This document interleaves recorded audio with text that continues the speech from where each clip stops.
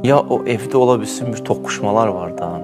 Bilmirəm sizin evdə belə. Adətən bərəkətsiz ev o ev oradan yaranır ki, övlad, ata, ana qarışır bir-birinə. Övlad ata-ana haqqını tapdalayır, ana həyat yoldaşının. Bu varsa bunu bərpa edin. Ev rəhmətsiz olur, bərəkətsiz olur. Elə evlər yaxşı ev olmur. İkinci, Quran oxunsun o evdə. Quran ayələri qoyun, Quran sədaları gəlsin. O evdə ibadət eləmək, namazlarınıza fikir verin, diqqətli olun. Belə və hərdən də bir Əhl-i Beyt məclisi verin evinizdə.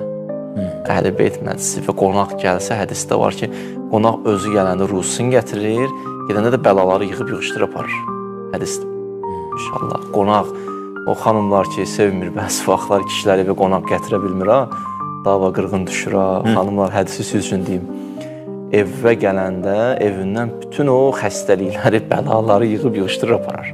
İndi istisna nəsə olar ya, o da Allahın bir xəstəlik, amma adətən yığıb-yığışdırıb aparar və ruhsunu da özü gətirir. Belə. Hacı, birini də mən əlavə deyim. Elə uşaq, körpə evə bərəkətin gəlməsinə səbəb olur.